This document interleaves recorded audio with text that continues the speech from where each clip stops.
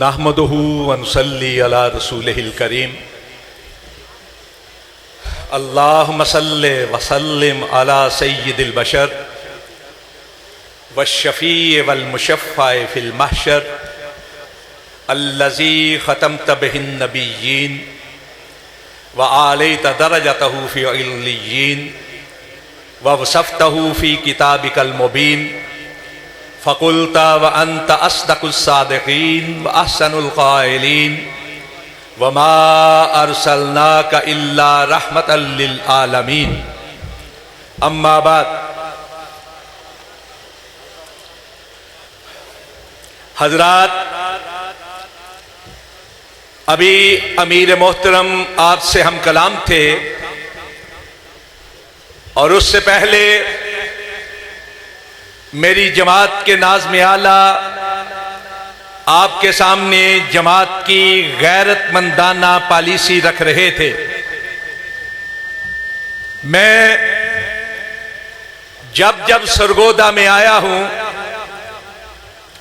ایک روحانی خوشی لے کر آیا ہوں اور ایک ولولائے تازہ لے کر واپس گیا۔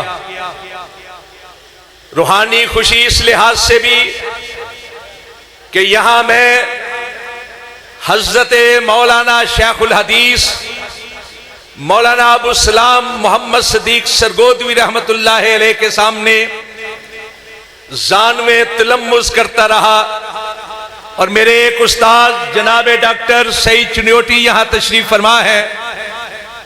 اور روحانی خوشی اس لیے بھی کہ یہ شہر میری جماعت کی ایک درخشندہ تاریخ رکھتا ہے۔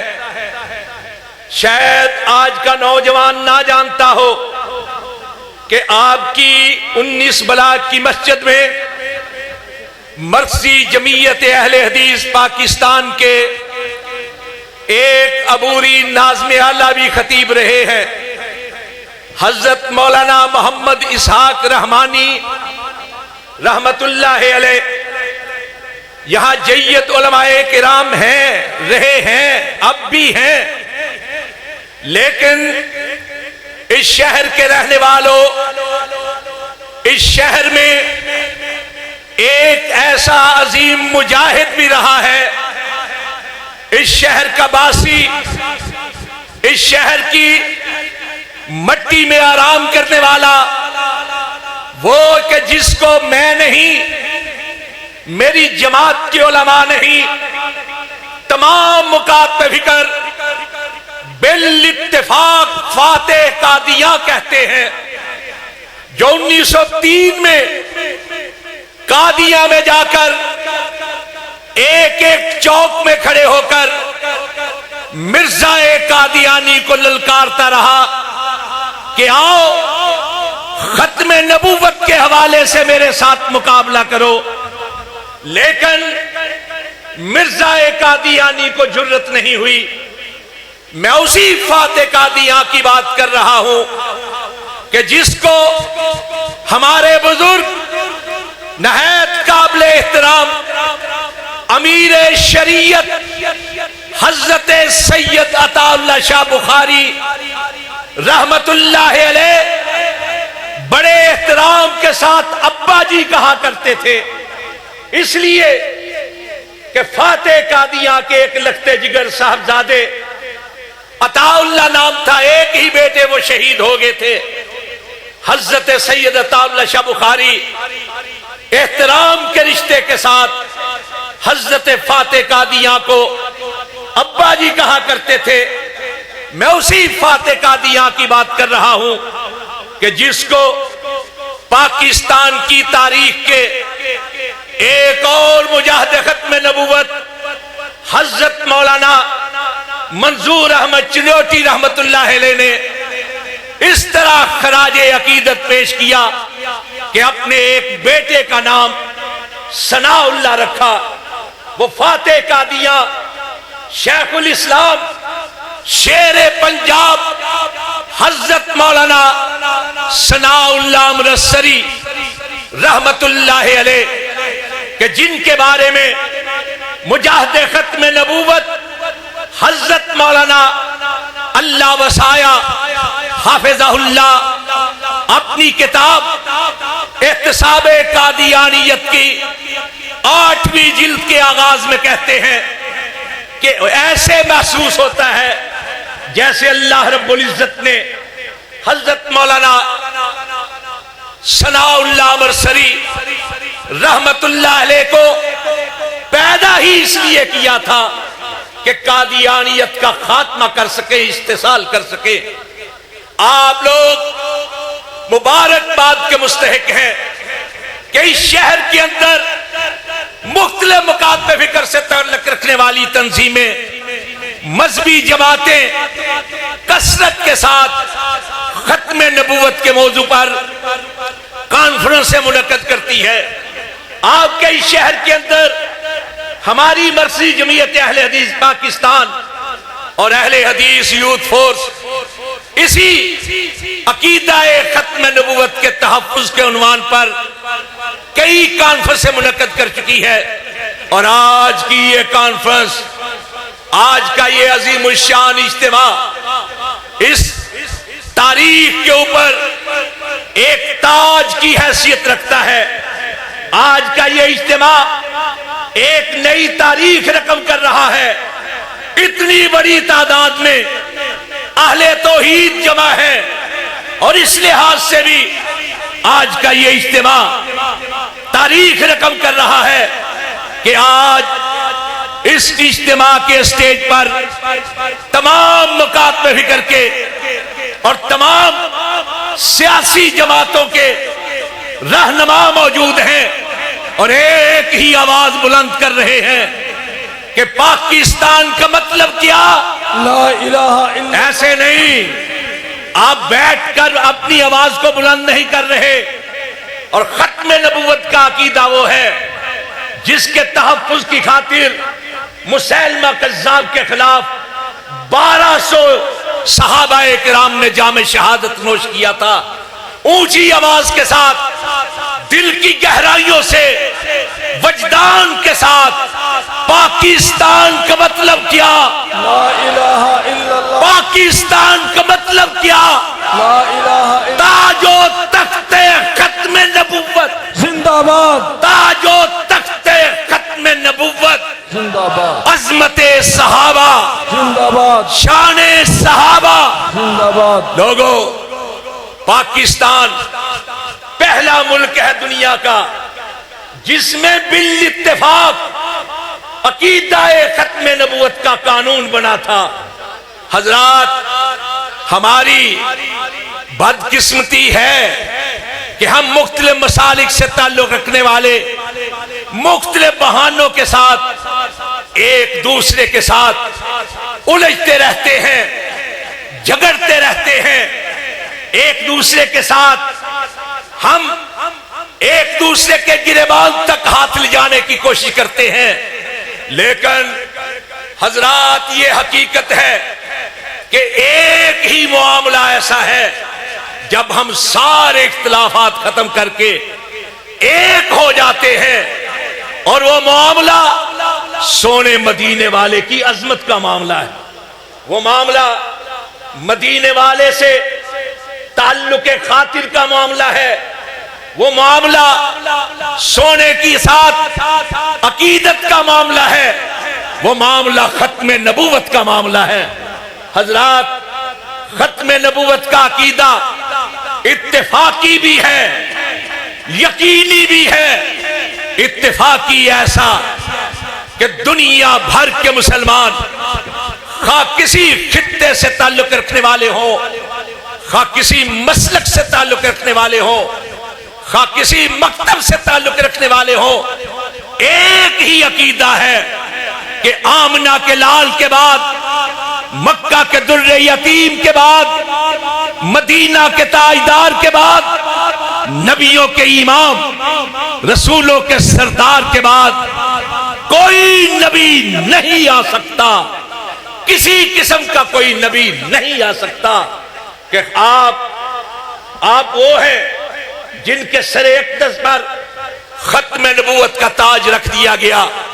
ایسا اتفاقی عقیدہ اور یقینی ایسا کہ کہ ہمارے بزرگوں نے کہا اگر کوئی شخص نبوت کا جھوٹا دعویٰ کرے تو اس جھوٹے دائی سے اس کے دعوے کی دلیل طلب کرنا بھی کفر ہے، کفر ہے دلیل طلب کرنا بھی، اس لیے کہ اگر اس سے دلیل طلب کی جائے تو گویا آپ کے دل کے کسی گوشے کے اندر، آپ کے دماغ کے کسی کونے کے اندر یہ بات موجود ہے کہ سونے مدینے والے کے بعد کوئی نبی آ سکتا ہے، اور اگر یہ یقین ہے اور ایسا ہے کہ مدینے والے کے بعد کوئی نبی نہیں، تو پھر اگر کوئی نبوت کا جھوٹا دعویٰ کرے تو سنتے ہی کہہ دینا چاہیے تو کذاب ہے، تو دجال ہے، کہ اللہ نے نبوت کو مدینے والے پر ختم کر دیا تھا، بس کر دیا تھا۔ تمت کلمت نعرہ تکبیر، تاجدار ختم نبوت علماء اہل حدیث۔ میں دو باتیں صرف آپ سے عرض کرنا چاہتا ہوں وقت کے اختصار کو پیش نظر رکھتے ہوئے۔ آپ کی اس ڈویژن میں، یہ ڈویژنل کانفرنس ہے، آپ کی اس ڈویژن میں 22 مئی 1974 کو نشتر کالج ملتان کے طلباء سیاحت کے لیے جاتے ہوئے جب ربوہ کے اسٹیشن پر رکے تو مرزائیوں نے ان میں اپنا لٹریچر تقسیم کرنا شروع کر دیا۔ بعض طلباء نے لینے سے انکار کیا تو جبرن دینے کی کوشش کی گئی۔ مسلمان طلباء نے ختم نبوت کے نعرے بلند کیے۔ مرزائی اس وقت اسی طرح مؤثر تھے جس طرح آج قلت تعداد کے باوجود اثر انداز ہیں۔ چنانچہ 29 مئی 1974 کو جب یہ طلباء سیاحت کے بعد واپس آئے تو لالیاں اسٹیشن کا جو قادیانی اسٹیشن ماسٹر تھا اس نے ربوہ میں اطلاع کر دی۔ چنانچہ ربوہ میں مسلح ہو کر قادیانی بدماش کھڑے ہو گئے، اور جیسے ہی وہ بوگی آئی طلباء کی، نشتر کالج کے طلباء کی بوگی آئی، اس پہ پل پڑے، ایک ایک طالب علم کو ندھان کر دیا، مار مار کے زخموں سے چور کر دیا۔ حضرات، یہ خبر پہنچی اس وقت کی آپ کی ڈویژن کے ہیڈ مقام فیصل آباد لیل پور میں، تو سارے مسلمان غم و غصے سے پاگل ہو کر ریلوے اسٹیشن پہ پہنچ گئے۔ ان طلباء کی مرہم پٹی کی جو شدید زخمی تھے ہسپتالوں میں پہنچایا گیا۔ پھر پورے پاکستان کے اندر ختم نبوت کے جیالے میدان میں نکلے۔ حضرات، یہ بات قومی اسمبلی تک پہنچی۔ 30 جون 1974 کو ایک قرارداد پیش کی بعض اراکین نے۔ پھر اس کے بعد اس وقت کے وزیر اعظم جناب ذوالفقار علی بھٹو، جن کی تصویر بینر پر لگی ہوئی ہے اور جن کے نمائندے ہمارے محترم جناب تسلیم قریشی یہاں موجود ہیں، ان کی پارٹی کی اکثریت تھی، اور وزیر اعظم ذوالفقار علی بھٹو کے مقابل اپوزیشن لیڈر جناب ولی خان تھے۔ علماء کرام بڑی تھوڑی تعداد میں تھے، انگلیوں پہ گنے جانے کے لائق۔ 30 جون کے بعد پوری پارلیمنٹ کو ایک خصوصی کمیٹی کی حیثیت دی گئی۔ پھر اس کے 28 اجلاس ہوئے، 92 سیشن ہوئے۔ مرزا قادیانی کے پوتے اور قادیانیوں کے اس وقت کے سربراہ مرزا ناصر کو 11 دن تک موقع دیا گیا۔ اسمبلی میں تقریریں بھی کی اس نے، سوالوں کے جواب بھی دیے، لٹریچر بھی تقسیم کیا، اور لاہوریوں کے سربراہ صدر الدین کو موقع دیا گیا۔ پھر 5 اور 6 ستمبر 1974 کو 2 دن میں اس وقت کے اٹارنی جنرل یحییٰ بختیار نے ساری بحث کو سمیٹا. پھر اس کے بعد ایک بل پیش ہوا جو اس وقت کے وزیر قانون جناب عبدالحفیظ پیرزادہ نے پیش کیا. وزیر اعظم ذوالفقار علی بھٹو نے 27 منٹ تک ایک وضاحتی خطاب کیا، پالیسی بیان دیا. پھر حضرات وہ پارلیمنٹ جس کی اکثریت مذہبی رہنماؤں پر مشتمل نہیں تھی، جس میں علماء کرام چند لوگ تھے، جس کی غالب اکثریت سیکولر کہلانے والی تھی، ان لوگوں نے بالاتفاق، ایک ممبر بھی ایسا نہیں تھا پاکستان کی پارلیمنٹ کا جس نے اختلاف کیا ہو. سب نے کہا کہ قادیانی اسلام کے بھی دشمن ہیں، پاکستان کے بھی دشمن ہیں، مسلمانوں کے بھی دشمن ہیں. حضرات 4:35 پر 7 ستمبر 1974 کو بالاتفاق یہ قانون پاس ہوا تو پارلیمنٹ کے در و دیوار جو تخت ختم نبوت کے نعروں سے گونج اٹھے تھے. آج آپ نعرہ بلند کریں، پھر ایک بار پھر پاکستان کے در و دیوار کو آپ اپنی آوازوں کے ساتھ مرصع کر دیں. تاج و تخت ختم نبوت زندہ باد، تاج و تخت ختم نبوت زندہ باد. میں سیالکوٹ کے ضلع سے تعلق رکھتا ہوں. سب سے زیادہ مرزئی پاکستان کے اندر اگر کسی ضلع میں ہے تو سیالکوٹ کے، بالخصوص ہماری تحصیل پسرور کے اندر. اور میں اس بات کا شاہد ہوں کہ جیسے ہی ربوہ ان کا مرکز بنا، ان میں سے بہت زیادہ لوگوں نے آپ کے ضلع سرگودا کے ارد گرد زمینیں لے کر یہاں رہائشیں اختیار کر لی. آپ کے چکوک کے اندر بلوال سے لے کر چنیوٹ کے گرد گرد، ربوہ کے گرد گرد وہ آبسے ہیں. میں آپ کے ذریعے سے صرف یہ آوازہ بلند کروانا چاہتا ہوں کہ آج جس طرح ہمارے ناظم اعلیٰ کہہ رہے تھے، آج قادیانی پھر متحرک ہوئے ہیں، بڑے بڑے عہدوں پر موجود ہیں.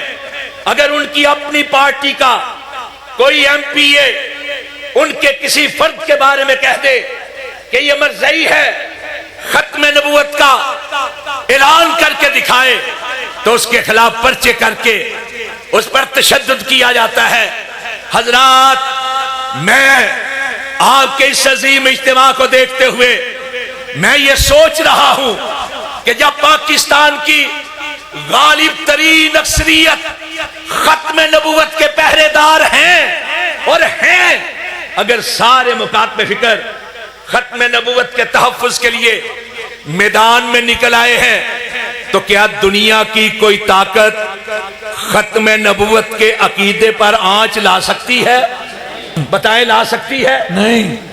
آج کا یہ اجتماع ختم نبوت کے حوالے سے، صحابہ اکرام کی عظمت کے حوالے سے ہے.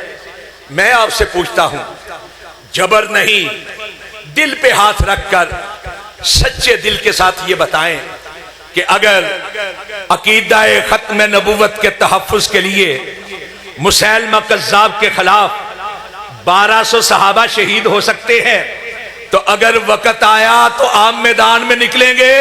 انشاءاللہ. دل پہ ہاتھ رکھ کر، کوئی جبر نہیں، نکلیں گے؟ انشاءاللہ. نکلیں گے؟ انشاءاللہ. انشاءاللہ. تو پھر نعرہ بلند کریں، نعرہ پاکستان کا مطلب کیا؟ لا الہ الا اللہ. اٹھ کے پاکستان کا مطلب کیا؟ لا الہ الا اللہ. پاکستان کا مطلب کیا؟ لا الہ. تاج و تخت ختم نبوت زندہ باد. تاج و تخت ختم نبوت زندہ باد. تاج و تخت ختم نبوت زندہ باد.